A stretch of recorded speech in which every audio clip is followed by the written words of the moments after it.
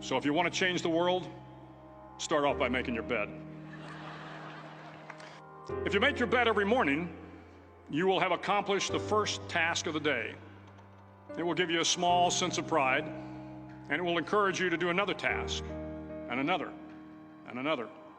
And by the end of the day, that one task completed will have turned into many tasks completed. Making your bed will also reinforce the fact that the little things in life matter.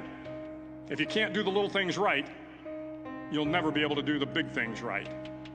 And if by chance you have a miserable day, you will come home to a bed that is made, that you made. And a made bed gives you encouragement that tomorrow will be better. To pass SEAL training, there are a series of long swims that must be completed. One is the night swim. Before the swim, the instructors joyfully brief the students on all the species of sharks that inhabit the waters off San Clemente. They assure you, however, that no student has ever been eaten by a shark, at least not that they can remember. But you are also taught that if a shark begins to circle your position, stand your ground. Do not swim away. Do not act afraid. And if the shark, hungry for a midnight snack, darts towards you, then summons up all your strength and punch him in the snout, and he will turn and swim away. There are a lot of sharks in the world. If you hope to complete the swim, you will have to deal with them. So if you want to change the world, don't back down from the sharks. Over a few weeks of difficult training, my SEAL class, which started with 150 men, was down to just 42. There were now 6 boat crews of 7 men each. I was in the boat with the tall guys, but the best boat crew we had was made up of the little guys, the Munchkin crew, we called them. No one was over 5'5". The Munchkin boat crew had 1 American Indian, 1 African American, 1 Polish American, 1 Greek American, 1 Italian American, and 2 tough kids from the Midwest. They out-paddled, outran, and out-swam all the other boat crews. The big men in the other boat crews would always make good-natured fun of the tiny little flippers the Munchkins put on their tiny little feet prior to every swim. But somehow these little guys from every corner of the nation and the world always had the last laugh, swimming faster than everyone and reaching the shore long before the rest of us. SEAL training was a great equalizer. Nothing mattered but your will to succeed, not your color, not your ethnic background, not your education, not your social status. If you want to change the world, measure a person by the size of their heart, not by the size of their flippers.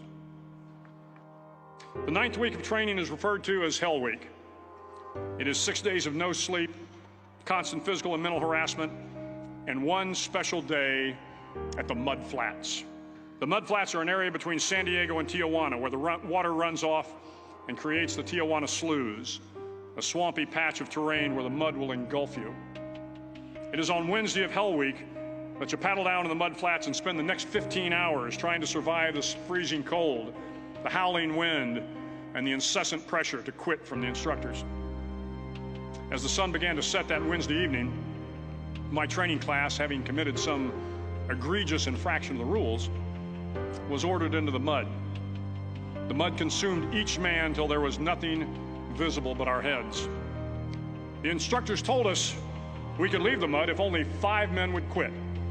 Only 5 men, just 5 men, and we could get out of the oppressive cold.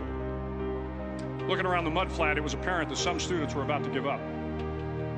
It was still over 8 hours till the sun came up. 8 more hours of bone-chilling cold. The chattering teeth and the shivering moans of the trainees were so loud, it was hard to hear anything. And then one voice began to echo through the night. One voice raised in song. The song was terribly out of tune, but sung with great enthusiasm. One voice became 2, and 2 became 3, and before long, everyone in the class was singing.